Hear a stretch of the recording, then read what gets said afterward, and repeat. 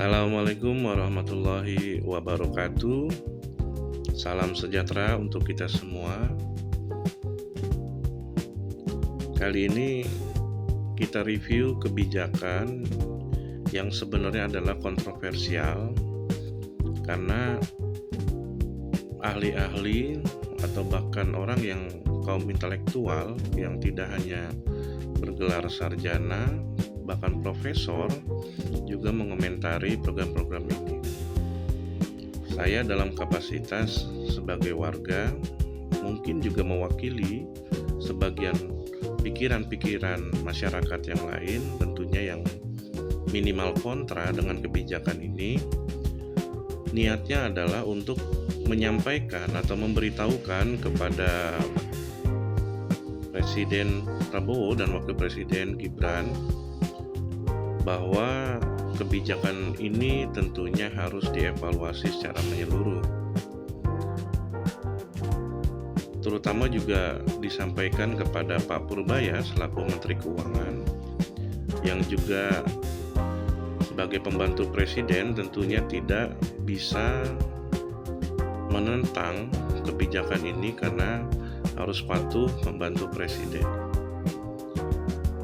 Ada beberapa aspek yang mungkin poin-poin dibahas.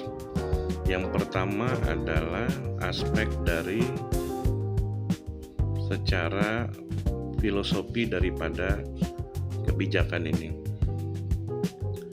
Kebijakan makanan bergizi gratis itu memiliki niat yang memang positif untuk mengatasi masalah gizi di Indonesia, terutama anak-anak, balita, ibu hamil, yang juga memberikan makan kepada anak-anak peserta didik di sekolah-sekolah dalam rangka untuk memenuhi gizinya agar kedepannya itu bisa berjalan dengan baik dari sisi nutrisi. Tentunya kebijakan ini juga digunakan di beberapa negara, termasuk negara maju juga, dalam hal untuk memberikan permasalahan soal gizi. Harapannya memang demikian dibuatnya kebijakan ini, dan secara filosofi hal ini tidak ada yang salah. Bahkan ini adalah hal yang baik ketika negara memberikan makan kepada rakyatnya. Aspek yang kedua adalah dari sisi prioritas. Jadi sebuah kebijakan itu harus berdasarkan prioritas. Karena kalau kita melihat secara fiskal kita, anggaran tentunya memiliki keterbatasan. Kita harus membayar hutang negara, kemudian harus membayar belanja pegawai, pengadaan, infrastruktur, dan seterusnya. Lalu kemudian anggaran pendidikan yang 20% itu amanat undang-undang, kemudian dipotong sebagian untuk MBG. Nah, kita lihat dari esensinya dulu. Mana yang lebih prioritas, soal kesejahteraan tenaga pendidik, kemudian sarana prasarana pendidikan, dan terus adalah mengenai sekolah gratis yang diharapkan oleh seluruh rakyat Indonesia, minimal dari SD, SMP, dan SMA. Lalu kemudian dipotong hingga muncul makanan bergizi gratis ini. Aspek yang ketiga tentunya dilihat dari dampaknya. Kita melihat dampak pertama adalah soal manfaat. Kalau secara manfaat memang diakui apabila betul-betul menjaga mutu kualitas dari sisi bahan makanan, dari sisi komposisi gizi, nutrisinya, itu sangat bermanfaat bagi penerima manfaat. Namun ketika kita bicara dampak kepada model bisnis yang dihadirkan, ketika negara berbisnis bekerja sama dengan kontraktor atau lembaga seperti yayasan dan lain-lain ini untuk menyediakan, tentunya akan banyak rintangan, hambatan, dan bahkan bisa menimbulkan potensi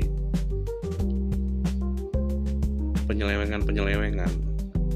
Misalkan dari penurunan kualitas mutu, penurunan kuantitas, pemotongan harga, dan keuntungan-keuntungan itu yang diberikan untuk para kontraktor ini, penyedia, pengolah ini, itu bergantung kepada keberlanjutan dalam program ini, dan tentunya sangat berisiko.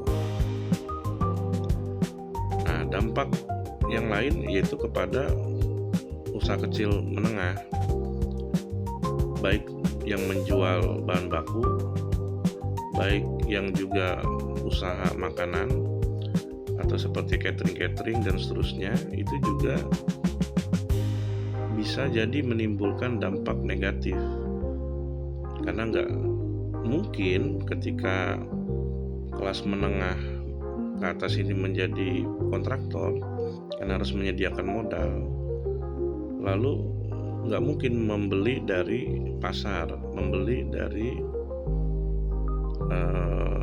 tempat-tempat yang di UMKM, pasti akan mengambil dari pabrik-pabriknya langsung dengan harga yang lebih murah, semurah-murahnya kualitasnya, sehingga bisa menghadirkan keuntungan sebesar-besarnya. Dampak lain adalah secara psikologis dari penerima manfaat juga, bahwa mereka akan bergantung kepada program ini, sehingga apa? Sehingga nantinya ini menginginkan sesuatu yang lebih dulu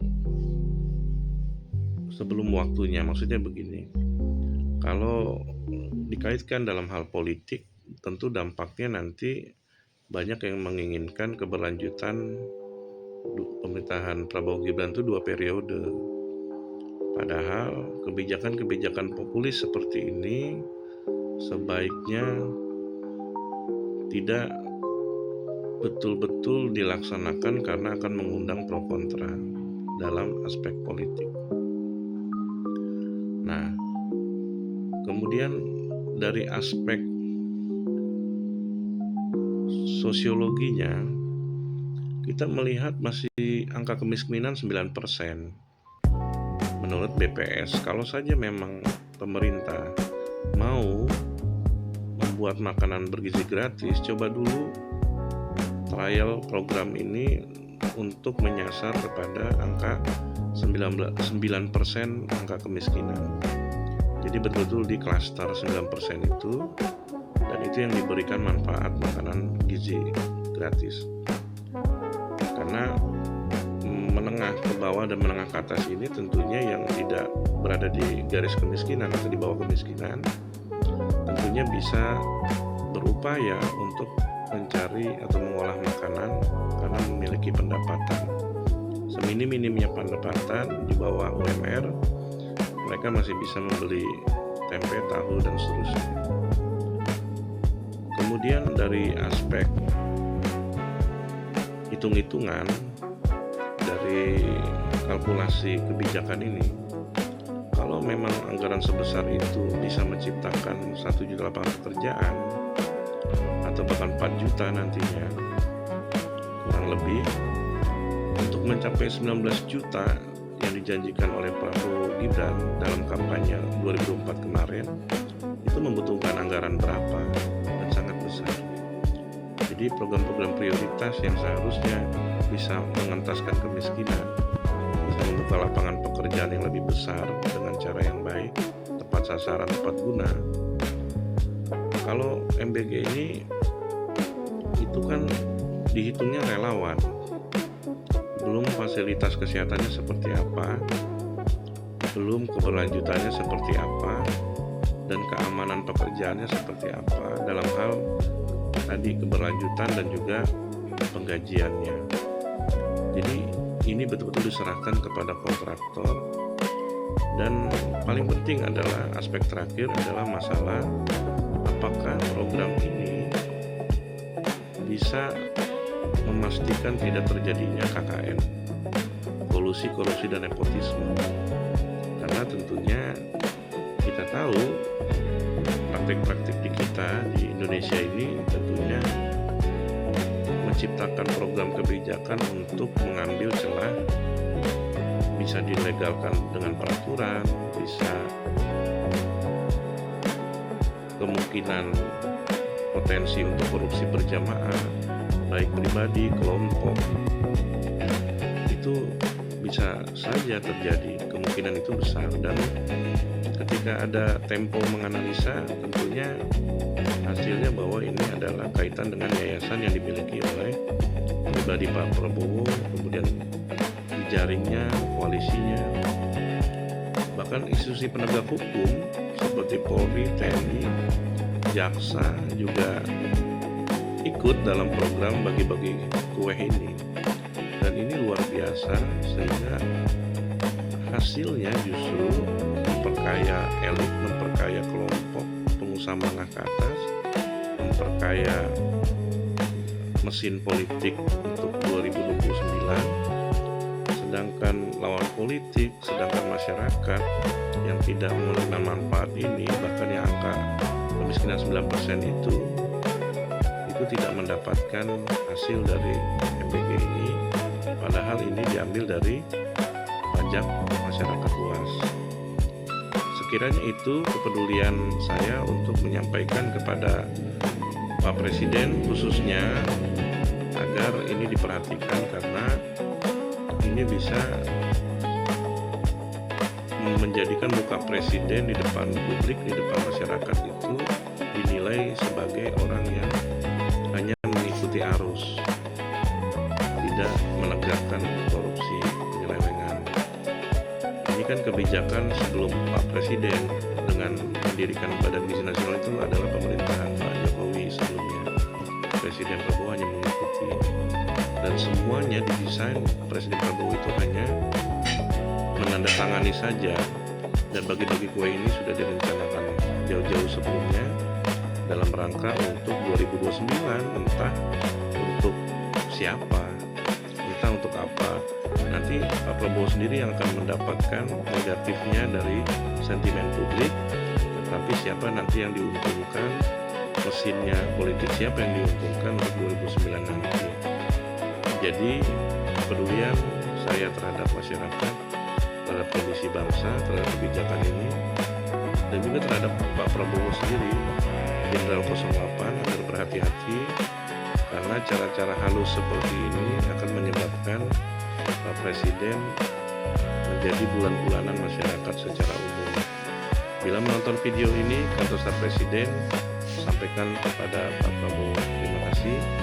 Assalamualaikum warahmatullahi wabarakatuh.